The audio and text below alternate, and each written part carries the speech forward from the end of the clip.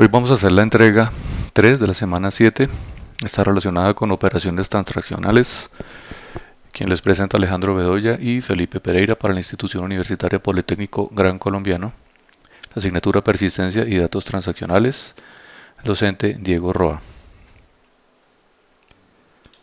El ambiente de desarrollo que utilizamos, el lenguaje de desarrollo es Java OpenJDK versión 21. El motor de base de datos es MariaDB versión 11. El IDE que estamos utilizando para hacer las verificaciones es dbeaver versión 24 y el sistema operativo sobre el que estamos trabajando es Linux Ubuntu versión 22. Tenemos aquí arriba, tenemos una ventana con el dbeaver donde vamos a hacer las verificaciones de las operaciones que hagamos en la base de datos.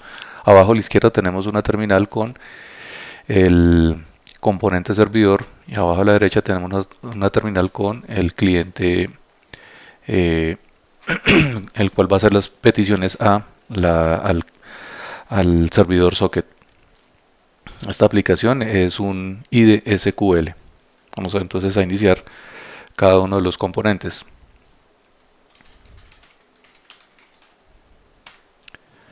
Abrimos el servidor por el puerto 1234.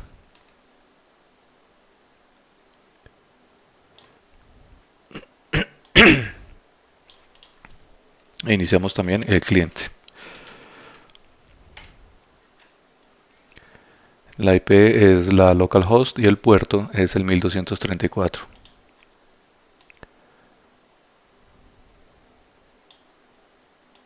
Aquí ya podemos apreciar cómo el cliente se conectó con el servidor. En el log del servidor podemos ver esa petición.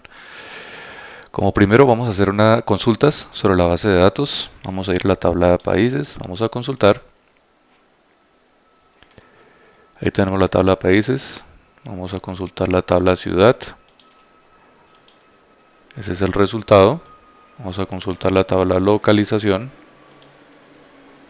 Tenemos la contenido de localización. Vamos por la tabla departamento. Ahí tenemos el resultado. La tabla cargo. Esos son los datos que tenemos almacenados. Vamos por la tabla empleado. Esos son los datos que tenemos en este momento almacenados. Y con la tabla histórico. Esos son los datos que tenemos en este momento. Para cada una de esos resultados tenemos que la primera línea, bueno, la primera es la fecha y la hora, la segunda son los campos de la tabla y de ahí en adelante pues son los registros que están almacenados en cada una de las tablas. En este caso, por ejemplo, de la tabla países, que es la primera consulta, el primer campo es el ID, el segundo es el nombre. Estos son los datos de cada uno de esos registros y así es lo mismo con cada una de estas tablas. Vamos a hacer ahora una inserción de un nuevo empleado. Vamos a utilizar aquí otros nombres y apellidos.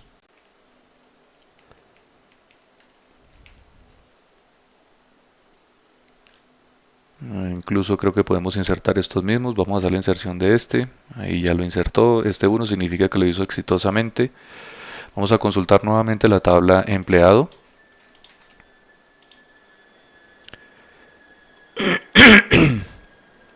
Ahí tenemos que el empleado fue insertado. Nos quedó duplicado porque ya existía uno de ellos. Pero la diferencia es que este es el ID 6 y este es el ID 7.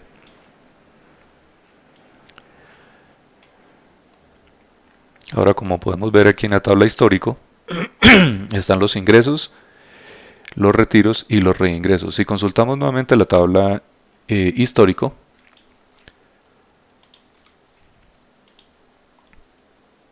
aquí tenemos un nuevo ingreso que es el de la persona que acabamos de insertar. Entonces cada vez que hacemos una inserción sobre un empleado, él almacena automáticamente en la tabla histórico. Eso lo hacemos directamente en la base de datos a través de un disparador. Ahora vamos a hacer la actualización de uno de los datos de uno de los empleados. En este caso vamos a actualizar los datos del empleado número 1. Vamos a cambiarle el nombre.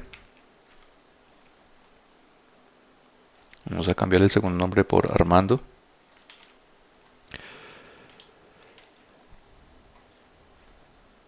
Bueno, ahí tenemos un inconveniente. Vamos a ver qué es lo que tenemos acá. ¿Qué fue lo que nos dijo? Así.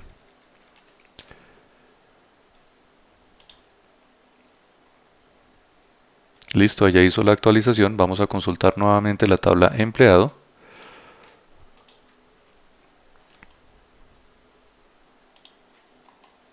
Y ahí vemos que el nombre, el segundo nombre ya fue modificado. Ahora vamos a eliminar lógicamente uno de los empleados.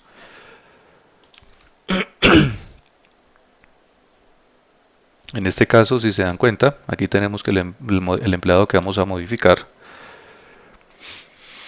es el ID número 1. Le vamos a poner una marca de borrado. Esa marca de borrado está en el campo número 1, 2, 3, 4, 5, en el campo 6. 1, 2, 3, 4, 5, 6, que es el estado. Entonces le vamos a poner borrado. Si miramos aquí el histórico de los empleados, vemos que el empleado número 1 no ha sido retirado. Bueno, en otros ejemplos que hicimos sí ha sido retirado, pero aquí lo vamos a retirar nuevamente. Y consultamos nuevamente la tabla de histórico para ver qué cambio tuvo esta tabla después de haber sido eliminado el empleado con ID 1. Entonces vemos que el empleado 1 fue retirado nuevamente. Vamos a devolverlo, a reintegrarlo. Entonces le quitamos el estado. La operación fue hecha. Vamos a consultar el empleado, cómo quedó. Aquí vemos que ya se le quitó la marca de borrado. Vamos a ver en el histórico nuevamente. Y aquí vemos que el empleado fue reintegrado. Ahora vamos a hacer una eliminación de un empleado, de un histórico, perdón. Vamos a mirar aquí qué podemos eliminar. Vamos a eliminar entonces este último reintegro.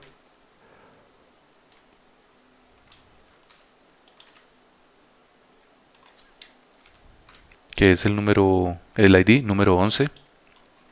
Y vamos a consultar nuevamente el histórico.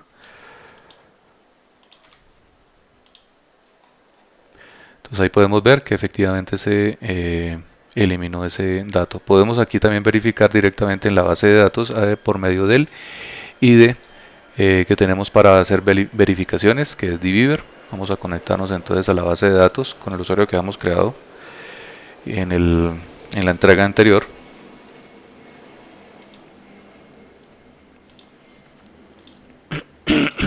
Aquí tenemos entonces las tablas.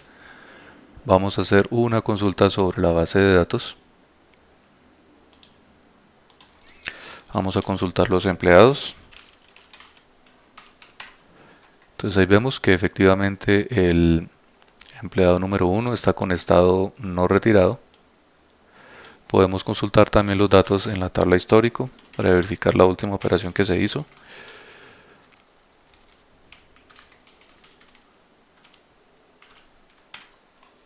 Y ahí tenemos que el registro número 11 efectivamente no existe porque fue eliminado previamente desde nuestro propio ID. Tenemos otras operaciones que también podemos hacer con este editor, como son por ejemplo operaciones de tipo DDL, como por ejemplo en este caso para esta base de datos podemos hacer consultas de la estructura de la base de datos, como es consultar las tablas que están creadas allí. Esas son las tablas, que son las mismas que coinciden aquí con este ID dbeaver. Podemos crear una tabla.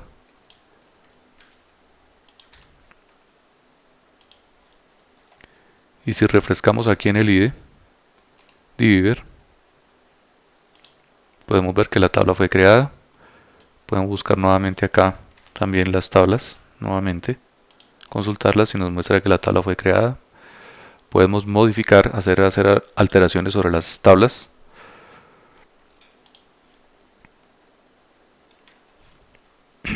Ahora podemos hacer un describe sobre esa tabla para ver que efectivamente ese campo fue modificado. Y podemos apreciar que el campo ahora ya es no null, cuando inicialmente lo habíamos creado como que podía aceptar tipos null.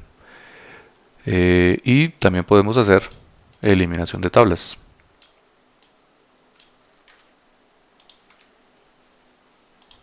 Entonces si hacemos nuevamente consultamos las tablas, podemos consultar, verificar que esa tabla ya no existe. Si refrescamos acá también en nuestro IDE, nuevamente apreciamos que ya no existe esa tabla. Entonces esa es en este momento la entrega 3 de la semana 7 con respecto a la funcionalidad de la aplicación. En el siguiente video vamos a hacer la explicación del código fuente como tal. Muchas gracias.